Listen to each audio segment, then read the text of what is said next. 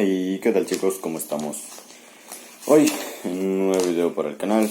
Esta vez vamos a leer lo que viene siendo el capítulo número 3 del perfume de Patrick Susskind. Pensaba que estaba un poquito más avanzado, pero no, estamos en el capítulo 3. Espero no trabarme tanto porque la verdad estos últimos días he leído más de lo regular. Entonces me siento mucho más intelectual al respecto, pues al sentir una dialéctica más avanzada, tanto en mi lenguaje como en mi dialecto, pues lo siento más fluido, no mentira, pero ojalá no me trabe tanto. Entonces, bueno, primero lo vamos a marcar, porque ya saben que siempre marco los capítulos que ya he leído para después ¿cómo es esto? Confundirme. Entonces vamos ahí. El padre Terrier era un hombre culto. No solo había estudiado teología, sino también había leído los filósofos y profundizado además en las botánicas y la alquimia. Confiaba en la fuerza de su espíritu crítico.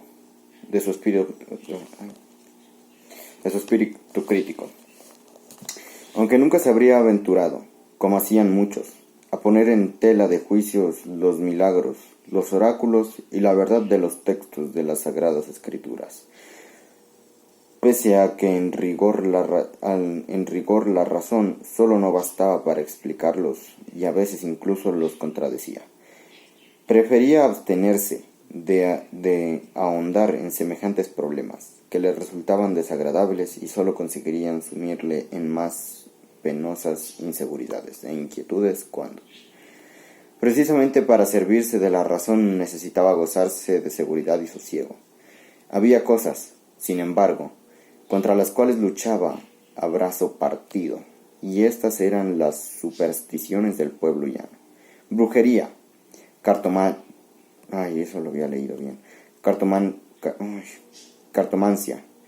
uso de amuletos, hechizos, conjuros, ceremonias en días de luna llena y otras prácticas.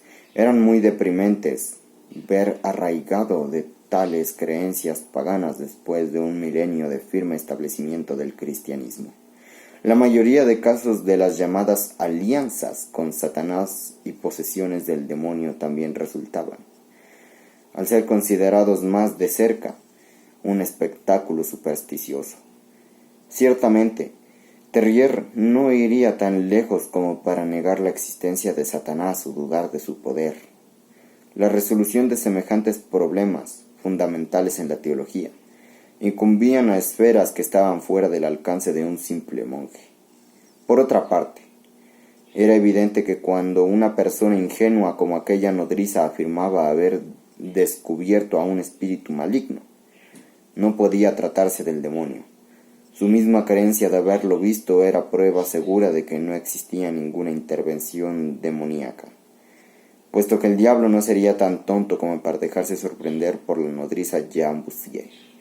Y aquella historia de la nariz, del primitivo órgano del olfato, el más bajo de los sentidos, como si el infierno oliera a azufre y a paraíso, a incienso y mirra. Allí el paraíso, incienso y mirra. La peor de las supersticiones que se remontaban al pasado más remoto y pagano, cuando los hombres aún vivían como animales. No poseían la vista aguda, no conocían los colores, pero se creía capaces de oler la sangre y de distinguir el olor entre enemigos y amigos. Se veían a sí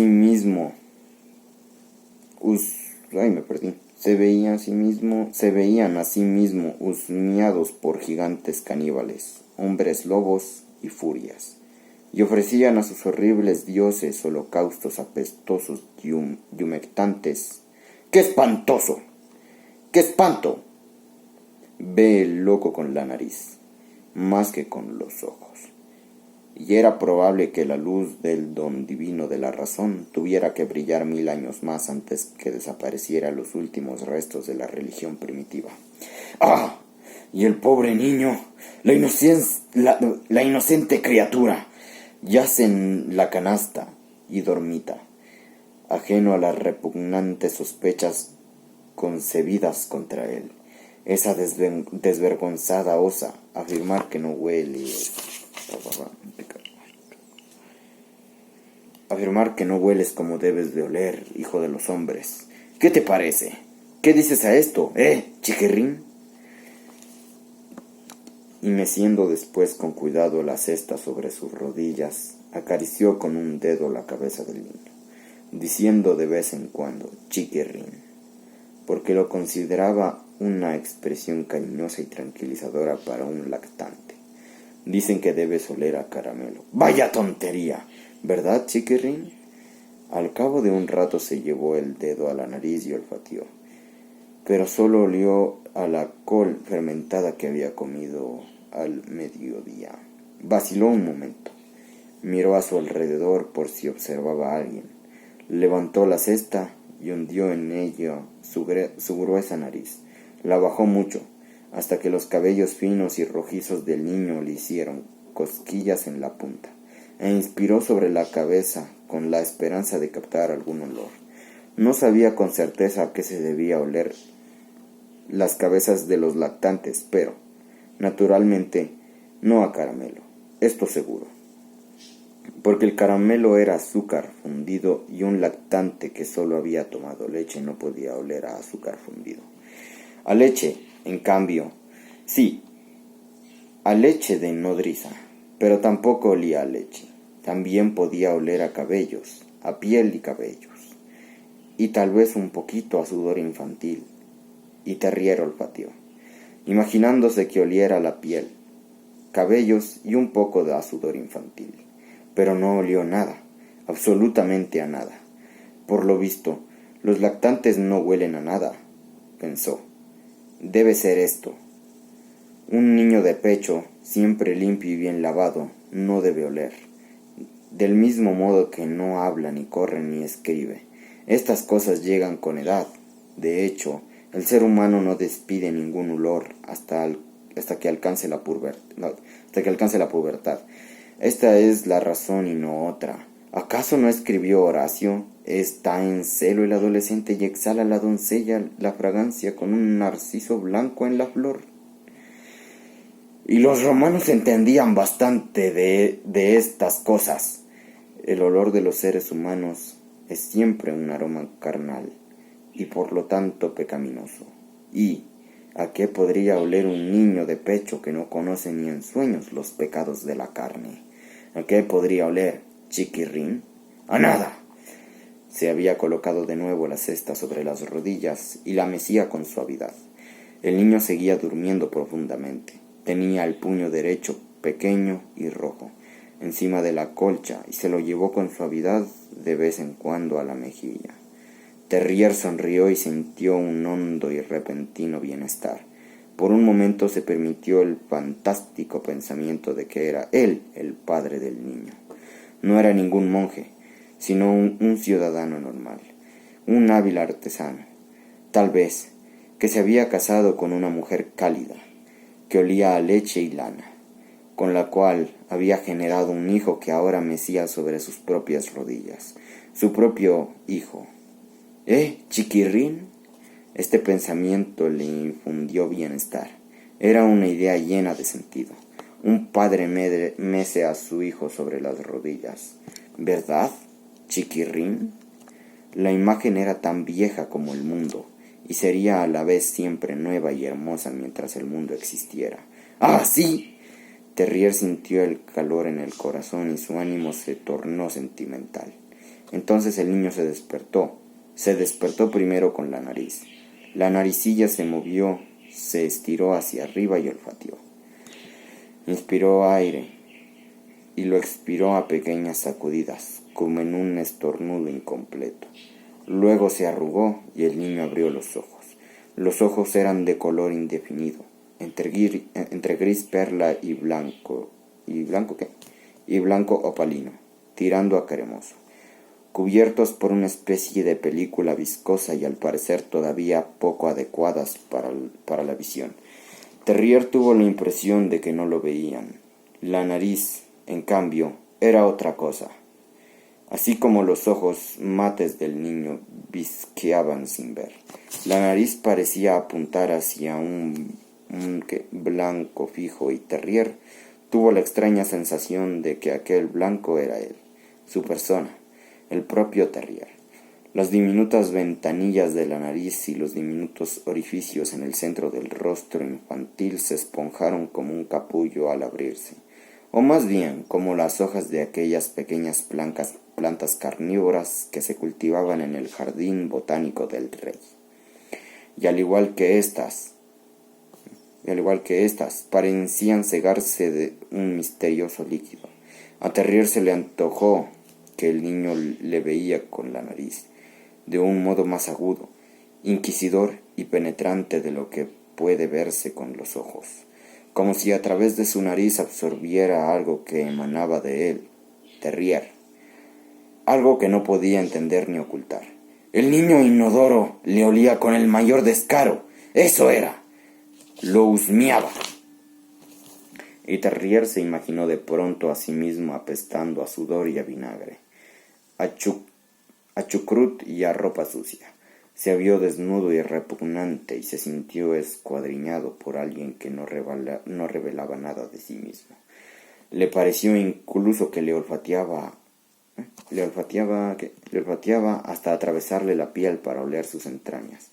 Los sentimientos más tiernos y las ideas más sucias quedaban al descubierto ante aquella pequeña y ávida nariz, que aún no era una nariz de verdad, sino un botón, un órgano minúsculo y agujereado, que no paraba de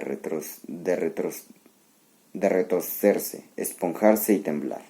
Terrier sintió terror y asco, y arrugó la propia nariz como ante algo maloliente cuya proximidad le repugnase. Olvidó la dulce y atrayente idea del que podía ser su propia carne y sangre. Rechazó el idilio sentimental de padre e hijo y madre fragante. Quedó rota la agradable y acogedora fantasía que había tejido en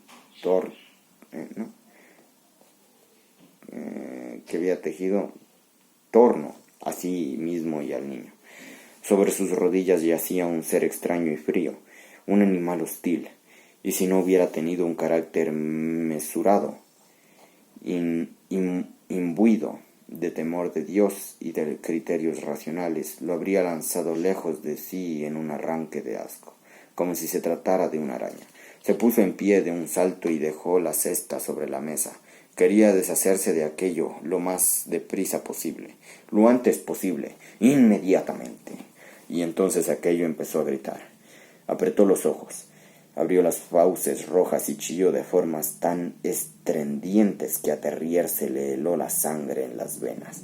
Sacudió la cesta con los brazos estirando y chilló, chiquirrín, para hacer callar al niño.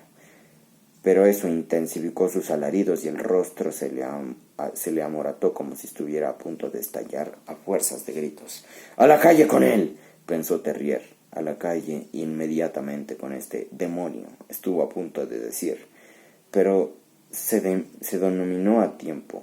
¡A la calle con este monstruo! ¡Este niño insoportable! Pero, ¿a dónde lo llevo?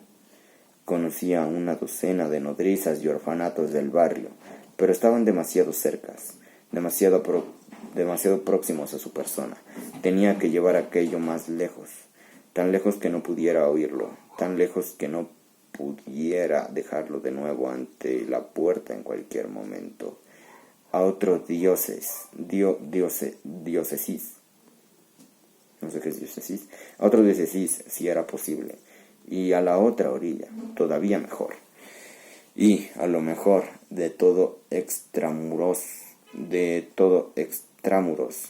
al Faubourg Saint-Antoine. Eso mismo, allí llevaré al diablillo chillón. Así, el muy lejos, pasado la Bastilla, donde cerraban las puertas de noche, y se recogió la sotana, agarró la cesta vociferante y echó a correr por el laberinto de callejas hasta la Rue du Faubourg Saint-Antoine, y de allí, por la orilla de Sena, hacia el este y fuera de la ciudad, muy, muy lejos, hasta la Rue Chernow, y el extremo de esta, donde conocía las señas del convento de la Madeleine de Trenel de un tal Madame Gaillard, que aceptaba a niños de cualquier edad y condición, siempre que alguien pagara su hospedaje, y allí entregó al niño, que no había cesado de gritar. Pagó un año por adelantado, regresó corriendo a la ciudad, y, una vez llegado al convento, se despojó de sus ropas como si estuvieran contaminadas, se lavó los pies a cabeza y se acostó en una celda en una celda. Se santiguó muchas veces, otro largo rato, y por fin, aliviado, concilió el sueño. Y así se termina el capítulo 3 del perfume de Patrick Susskind. Nos vemos.